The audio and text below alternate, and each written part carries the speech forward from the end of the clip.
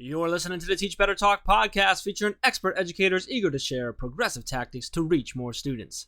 Teach Better Talk is created by teachers and fueled by passion. Let's get started.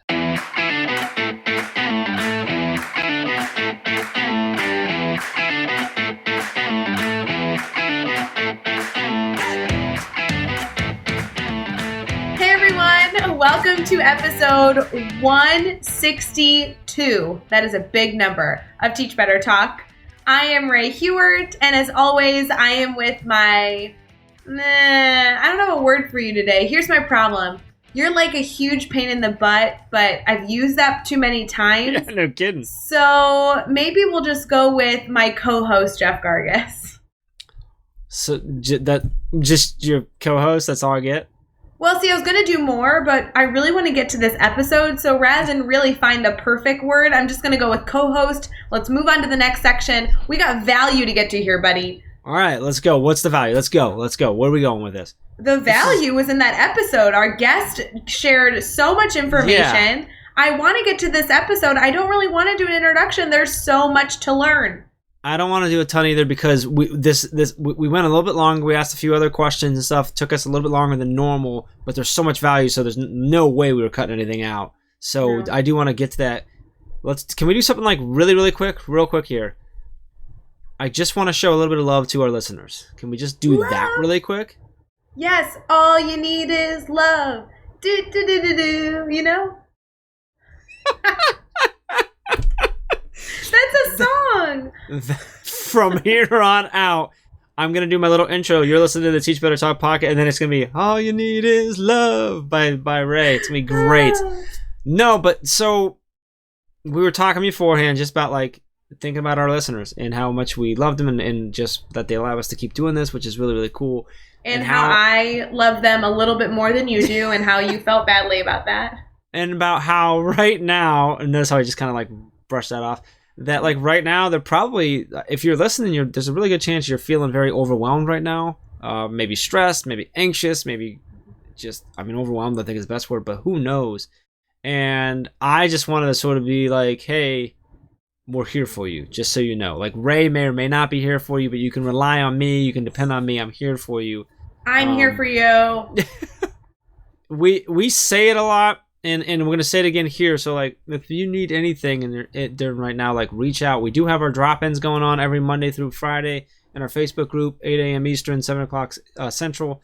But even more so, like, we're on Twitter. We're on Instagram.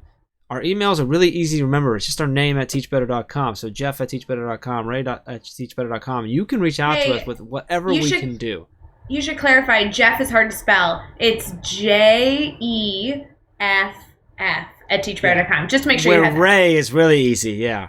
It is easy. R-A-E. Done. I know, but every time you go to a conference, you get a bunch of people your email. I get a bunch because my email is like the catch-all. Someone spells it wrong. So I get like an R-E-A, R-A-Y, R-A-I. I like when people spell it R-A-R, like they thought my name was Rar. Sometimes I get an R-E-A, and I'm like, Rhea? I like that. Anyway, what we're trying to say with this nonsense is that we appreciate you. We know you're probably feeling a lot of different emotions right now. We're here for you. If you need us, please reach out. Please. With that, let's talk about this really quick, this episode, because it was really, really powerful. I want to get to it.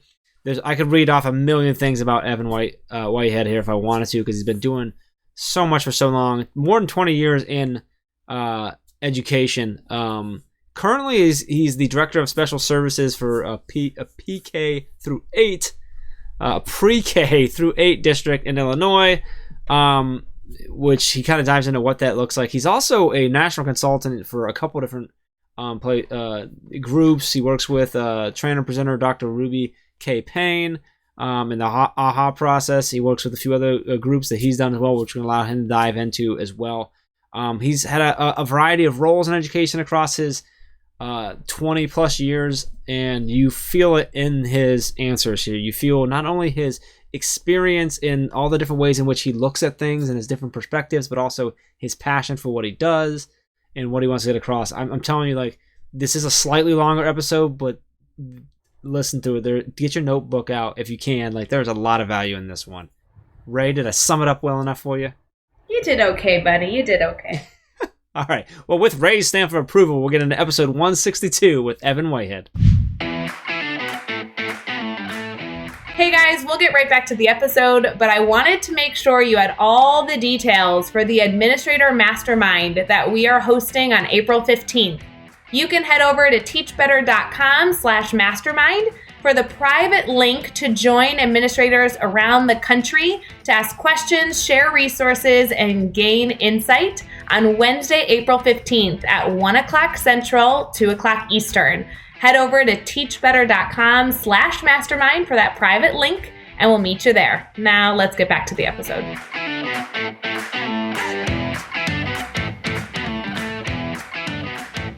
All right, we are here. We are chatting with Evan Whitehead. And Evan, so awesome to have you on the podcast and chatting with you.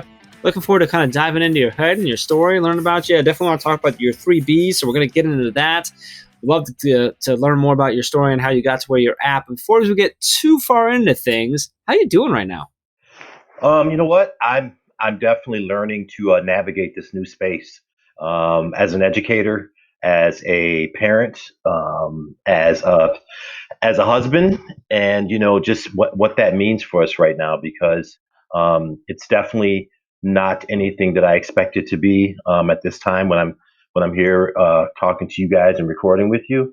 But it's a lot, and for the first time, I feel that educators are very similar, and their world and responsibilities right now is parallel to first responders, because we're on the front line. We're going through a lot.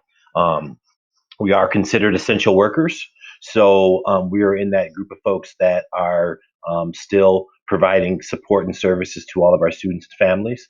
Also providing those meals that we know that are necessary for a lot of the students that rely on that for consistency. And, what that looks like in, all over the country and even all over the world, as I've been speaking to some folks international, it's very similar. And for the first time, I think we have a lot of synergy.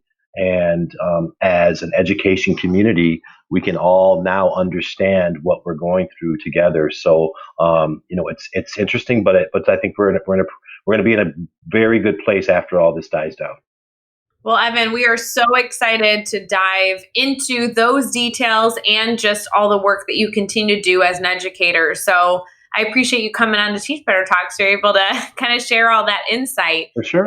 Before we get too far in, because I do want to ask you about 35 questions with just what you said right then and there, I want to make sure our listeners kind of understand where you're coming from. So if somebody was to come up to you and ask you what you do, what would be your typical response?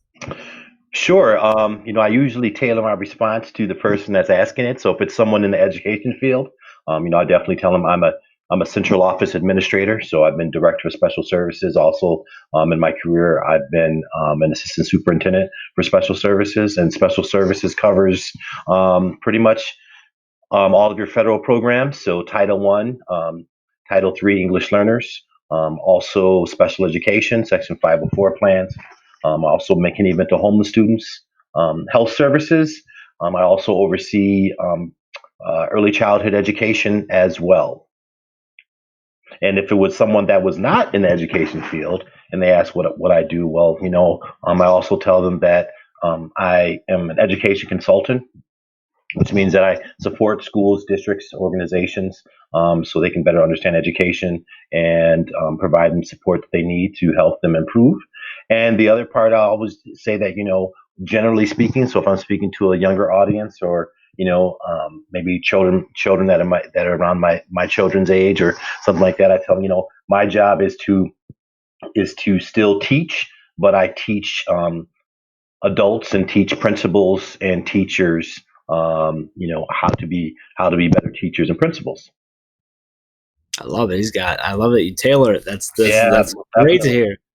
So I'm very interested. So in your role as a director of special services, how is everything going on right now with school closings? Like, I mean, a lot of the responsibilities that you have and the population of your students that you directly serve or more directly serve are really ones that are, potentially in a even a more struggle or more challenging spot right now. Is that accurate for me to say that? Yeah, it's very accurate, Jeff. It's It is. It is. It's very accurate. so. Would you mind? I'm interested to hear, like, sort of, how has this impacted your role, and what are some of the things that you're doing or that you're turning to? I don't know, maybe it's the technology you're turning to, or just the methodology, or what? How are you coping, and what are the strategies you're taking to adjust to this, just everything just not being on site and still trying to service this population the way that you want to, and that you need to? How are you adjusting? Well, you know what? It's a very important time, to be reflective, and I was reflective, and our leadership team was reflective, because all those things you mentioned have now been magnified, right? Mm-hmm. And they've and exponentially. So when you talk about students who are, English learners, right now, there is another barrier that's been created because you don't have the face-to-face time in terms of learning a language, and we know that's so important when you're learning a language, because there's other concepts such as body language, also the listening and the visual part that goes hand in hand. It's a challenge when you think about students who are obviously McKinney-Vento homeless, who some of them are taking, taxi cabs to school. Sometimes you're talking an hour and a half one way, almost 3 hours, round trip. What does that mean? That's a big piece for them in terms of the consistency that they're used to. Mm-hmm. And the students that we have, we are a school-wide Title One district. So based upon our percentages of students that are eligible for free and or reduced lunch, they have a lot of economic challenges as well. So for us, we really, we're very flexible, and we always try to do what's best for students, and we usually go above and beyond. But this was something we had to pause and think about, because you know we're fortunate enough to be a one-to-one district in terms of technology. But then as we were planning, we also had to think about Wi-Fi and access, right? So now in terms of equity, right, with access and availability, it comes into play. So how do we do that? What do we need to do? How can we make sure those resources are there? Even with our one-to-one devices, the students historically did not take those home. So what happened is we had to do a very quick turnaround in terms of preparing a document that one, allows those students to take those devices home, making sure that we have the coverage, et cetera, in terms of insurance, and then setting up a system that parents could come to the school and pick up those devices for their students as well. And that was a very quick turnaround as well. The other part is, like most districts in the country, about the meals. Because we provide free breakfast to every student every morning, and we also provide free lunch. You know, we had to be very strategic about what that's going to look like.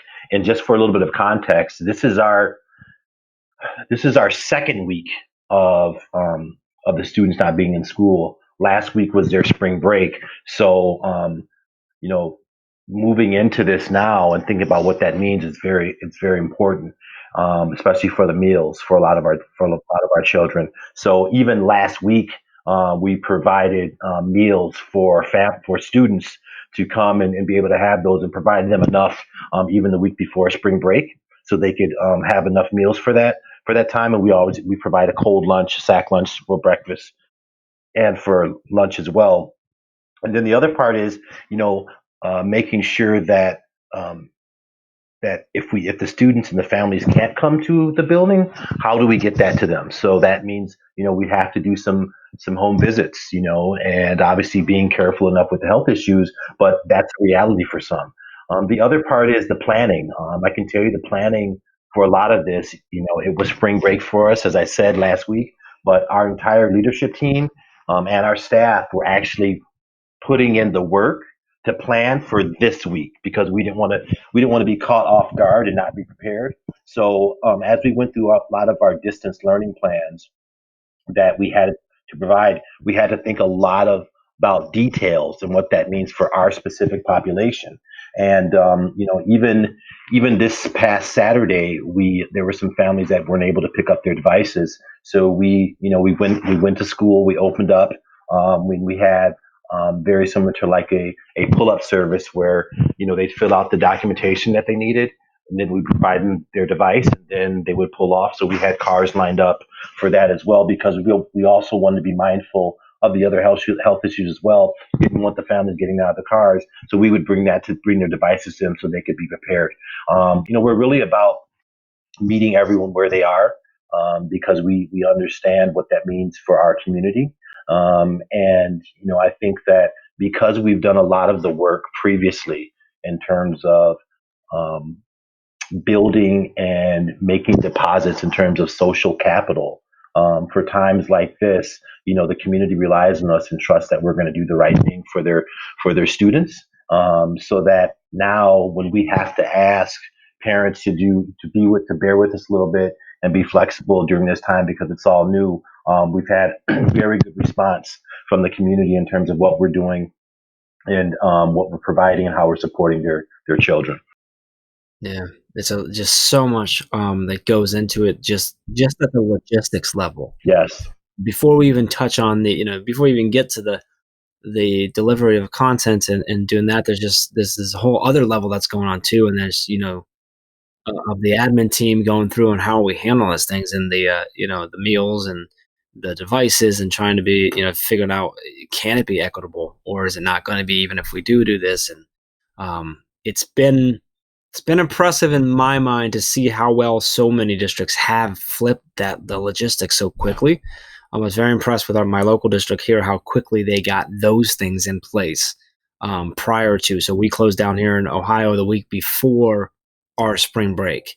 And this last week was our spring break. This week we're back into e-learning and stuff. So they and so many teachers, and I know so many of them worked continuing with the logistics all last week, but also prepping, so just like you said, so that working during their spring break so that they're ready to come in and do what's best for the kids. And that's been really amazing to see. So I really appreciate that deep dive there. So I want to talk about one thing, something for us here, and interested to get your story here. Something we talk about a lot on this podcast is failure. I'd love to hear you, if you wouldn't mind sharing a story about a time you've had a failure or a challenge in your career, and sort of take us there with you. What happened? How did you overcome that? And then what did you take away from that experience? Well, there's been many, right? Such as life. And I think that, the point that you did, ask me is important. What did I learn? So I would say that one of the earliest failures, or you can say life lessons that I learned in education was truly had to do with, I started out as a crisis interventionist at a therapeutic day school. So for your listeners that may not be familiar with that, in terms of the special education alternative school world, so a therapeutic day school is typically for students with individualized education plans, who are diagnosed with a social emotional handicapped, or have the eligibility criteria of emotional disability. And if their needs are so great and intense that the local school district cannot support them, then there are other private day schools that are able to do that, because they're smaller in size, classroom size are smaller, and the level of intense support that they can provide, because they typically have the ratios between adults or staff members to students is smaller, but also the team of clinicians that they have on board to support those students, that have those needs, are usually greater than a local school district.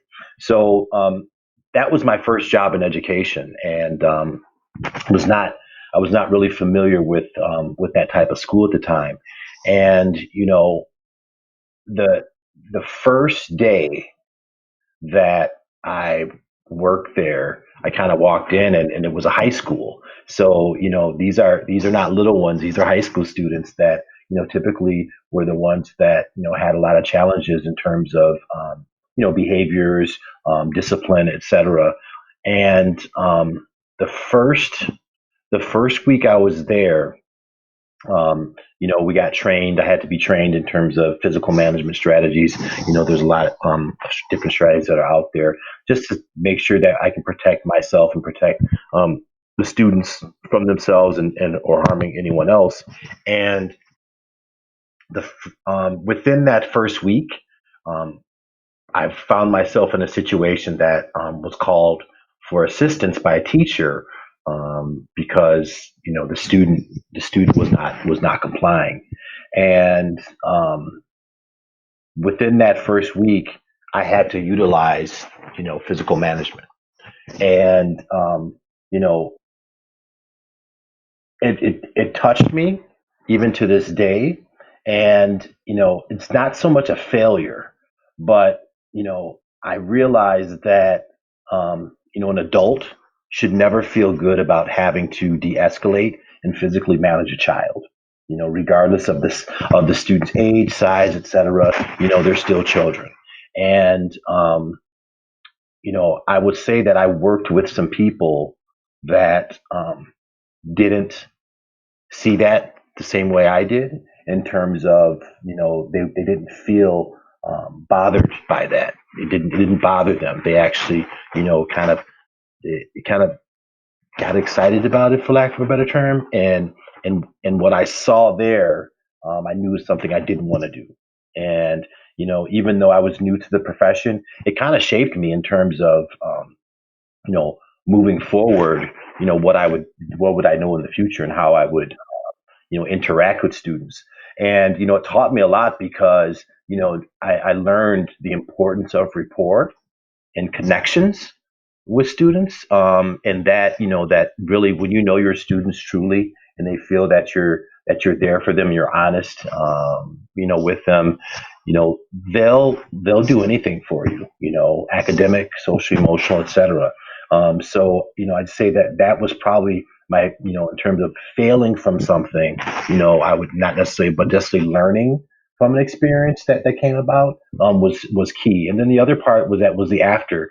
What was after that incident happened? I didn't want to talk, right? I didn't want to talk about it, but I had someone that was an older colleague, a veteran colleague, that sat me down and said, "Hey, you want to, how's everything going? You want to talk about it?" And I kind of wanted to put the thought behind me, but they said, this is part of the job. This is part of what we do, and don't take it personal, right? Don't take that personal, because it's not you that the student is upset with, because that's everything. Like they're going to use profanity. They're going to call you everything under the sun. They're acting aggressive towards you, and I was kind of taking it personal, and they said, don't take it personal. It's not you. It's part of what they have to work on and what they work through. And they said there's going to be other opportunities that are coming, and that the next day, the next week, etc. Those students won't even remember that. So don't take it personal. So I would say that's probably the first and best, kind of failure in terms of not processing, or not knowing how to process it, but learning from it. That's helped me in my career. Ugh, it's so important. And that idea of not taking things personal is something that every educator needs to learn, but is so challenging to overcome. I mean, even now, I've been in the classroom for a few years, and still even I struggle with this concept. And I think that while it's something that we try and share with teachers, there does come this moment in your career where they're like, oh, I get it, because the student can say something hurtful one moment, and then 24 hours later be the student that you needed them to be. So it's definitely, it's an important lesson, very important. So when it comes to education and everything that you have going on, everything that you've done, what do you feel like is fueling your fire with everything you've done? I think you might have touched on it, but I want to go farther into that. What's really keeping you excited about education? Definitely now, right? I'm excited about the fact that, you know, this has been like a forced change and a forced self-reflection for those of us in education, right? So especially here in the United States, in the American public education system, we've talked about so many ways in terms of education reform and policy. And, we know what we've gone through in terms of equity and accessibility and access. And, this whole pandemic that we're going through has really allowed everyone to see each other, as humans, right? And, it's unfortunately, we had to get to this point, but, this current pandemic and this virus, it doesn't discriminate. It doesn't matter your socioeconomic status, your race, religion. It doesn't matter what language you speak. It's touching everyone. So now, it's like you see that people are banding together, and the discussions are more about what's best for students, truly, and how can we serve students. And a lot of these preconceived notions or ideas that have typically clouded, our public education system here in the states. Right now, they're on the back burner. That's not the discussions that we're talking about. We're truly talking about what are we going to do as a system to best support and serve our students and the families. And for me, it's exciting. It's exciting because we have some opportunities to do some things that we've always thought about. Some to be really innovative, to be able to think about how we utilize technology and not allowing technology to use us, and also the way that we look at instruction and what the role is of the instructor, and now putting more student agency into practice, and educators being facilitators of education. And now this is true, project based learning at its best, right? And it's organic. And for me, I'm a very big proponent of social emotional learning and wellness, and it's so critical. And now more than ever, we see that it's important for for us to understand certain social emotional competencies, such as self awareness, being able to self regulate, understanding things such as empathy, because now we have to. We don't have a choice, and and I'm happy because it's happening in a natural way. So it's not some program. It's not some canned curriculum. Trying to teach social emotional learning. We're truly experiencing it now. And for me, it's not just about the students, but also adults, right? Because the adults also are going through this as well. They're navigating a lot. They're wearing many hats.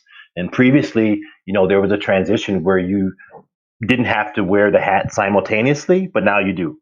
And there's no time to transition from parent to significant other to educator, to possible caregiver.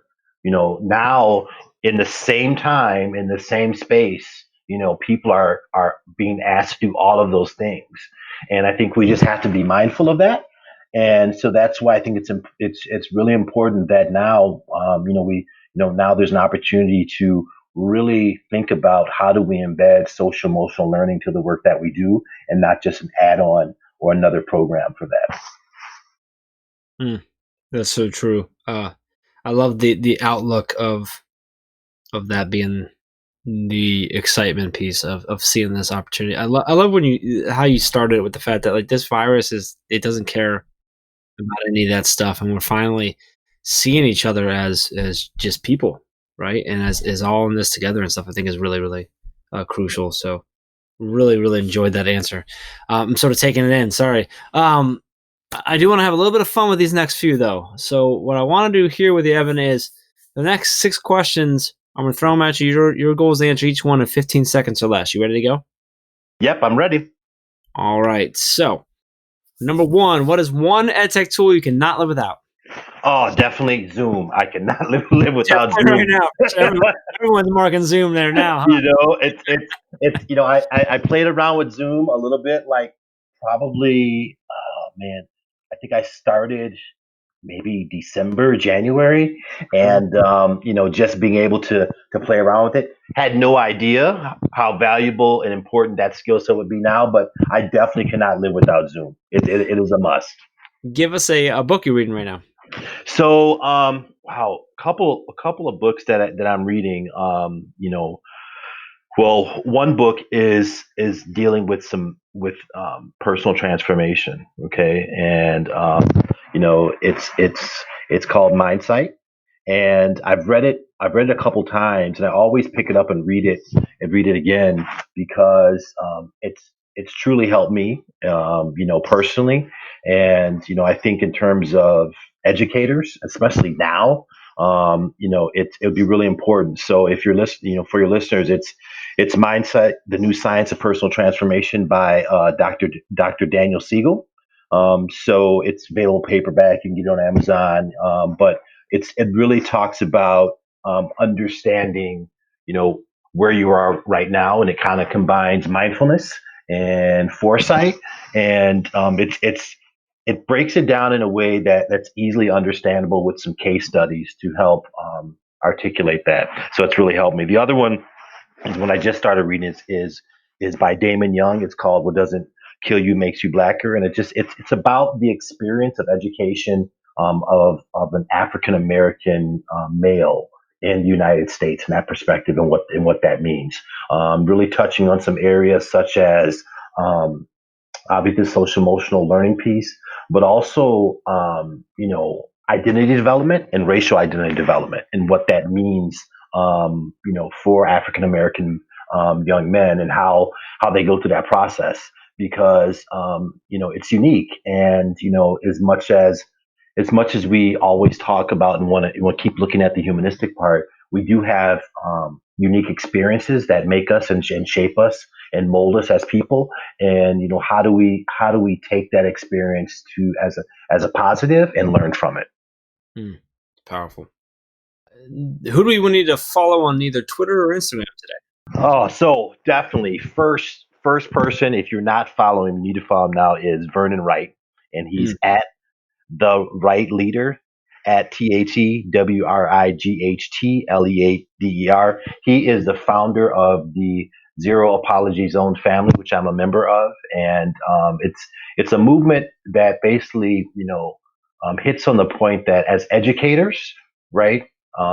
It's okay for us to be unapologetic about things that we know that are right, and to have that voice and to stand up for people that are voiceless, and it's okay. You no longer have to be concerned about being judged or feeling that your words don't matter, but definitely doing that. So he's definitely one to follow.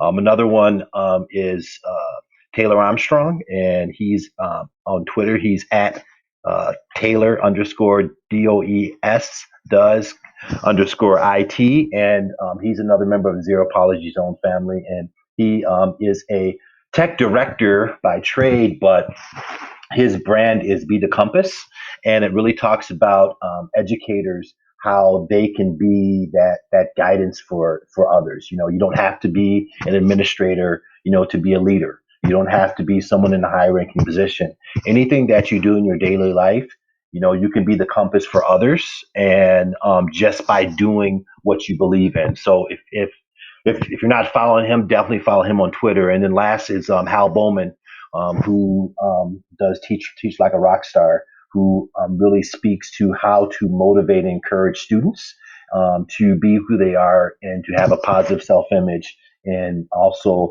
supporting teachers so that they can support students to give them that space to be themselves as well. What's a good YouTube channel or website for educators?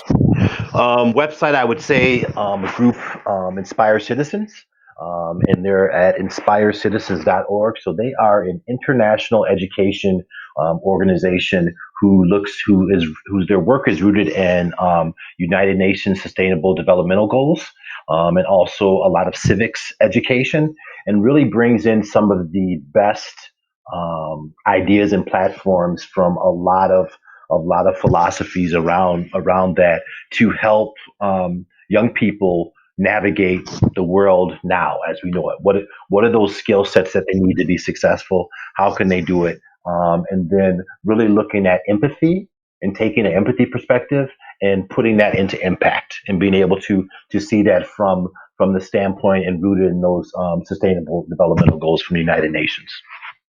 And give us a daily, weekly, or monthly routine every teacher should get into. So definitely, I would say, I'll start with the daily, routine. So that's my three B's that I've coined, something that I live by. Those are my pillars. The three B's. The first one is balance. The second one is boundaries, and the last one is breaks. So the balance is really, as educators, we want to make sure that we're balancing our time, our energy, and efforts, and also making sure that we do that. We're balancing those two people and projects that are reciprocal. Oftentimes as educators, historically, we put so much into our practice in our field that we're trying to figure out how do we do everything. And right now, it's very fitting that we have so much going on. We have to try to balance that. And even though we're kind of tight for time in terms of what we're doing, we still need to make sure that we're putting our energy into the right things and making sure that is coming back for us. The next one is boundaries, and the boundaries is not so much about the boundaries of others, but more so your own boundaries, being able to stick to them. Oftentimes we do so much, and a lot of the filling everyone else's cups, as I kind of mentioned, but not filling our own, is what we've done as educators. We're givers, by nature, and oftentimes we can't say no. So the boundaries is about giving ourselves permission to say no. We can't be everything for everyone.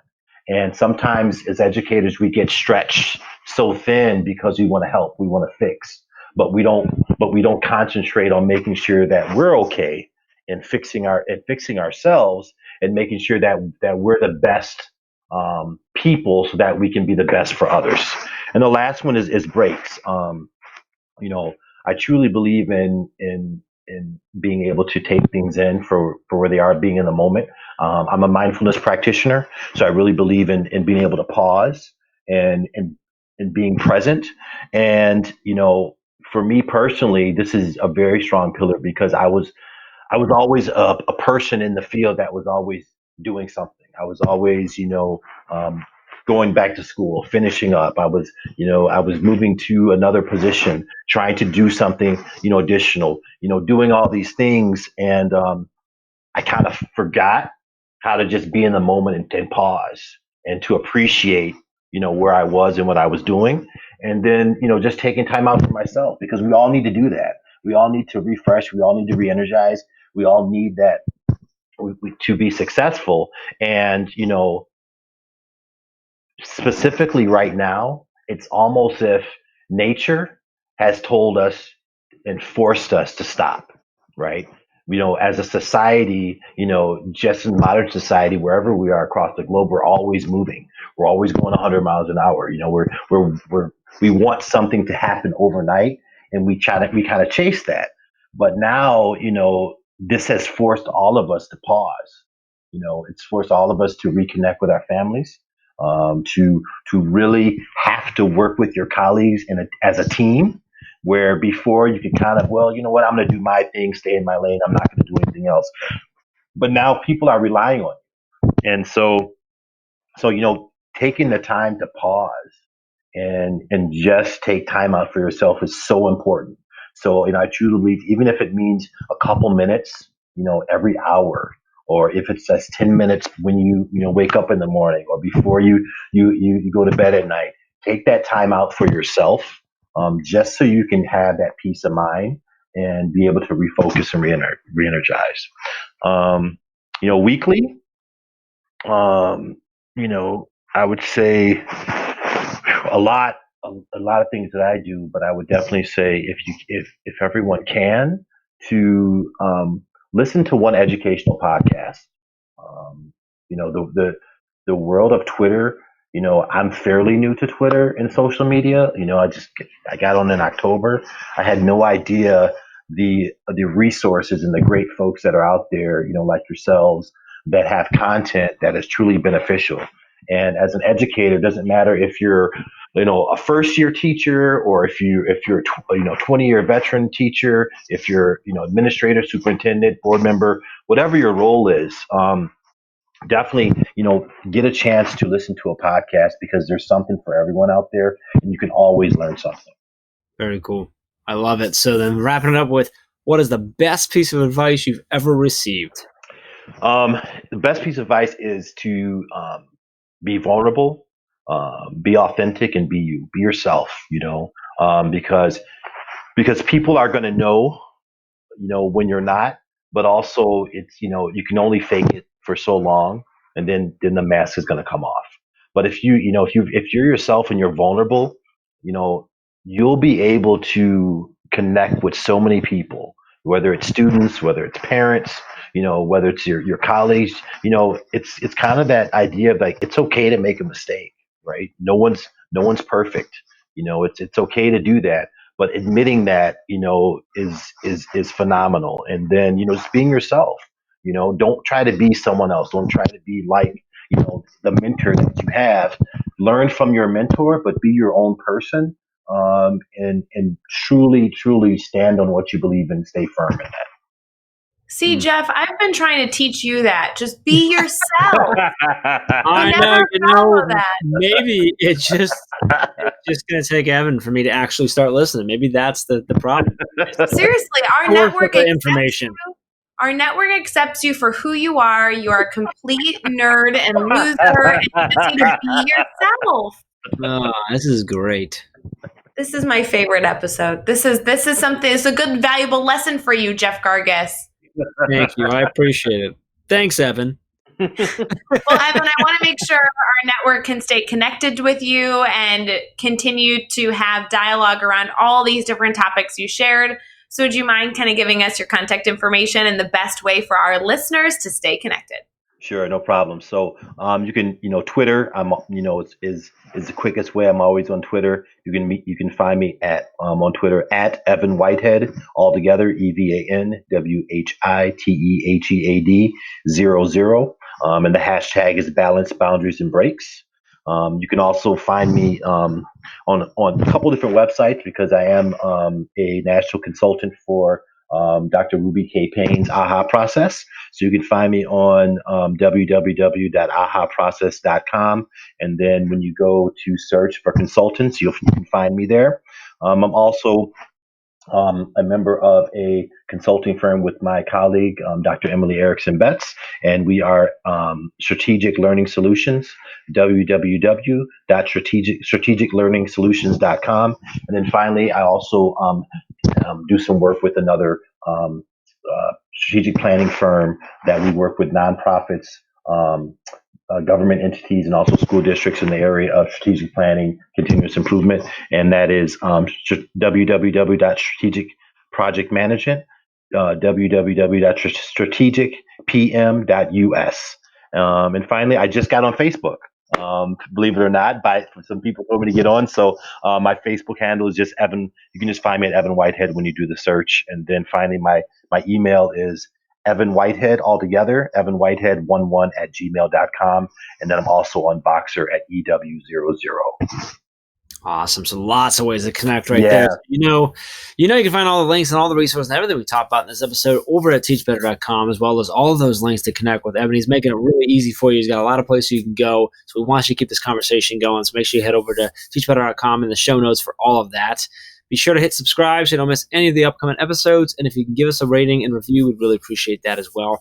And let's keep taking this one step further. Think of just 3 of your colleagues who need to hear these amazing stories and all this awesome advice and inspiration, and share this podcast with them. Evan, this was awesome, man. I really, really appreciate you coming on, taking the time to share your story, what you got going on right now, everything that you're doing in education to support folks. There's so much value in this episode. I'm super excited for people to listen to it. Just a big thank you from us. No, thank you very much. Thanks for having me on. I appreciate it. And until next time, let's get out there and let's teach better.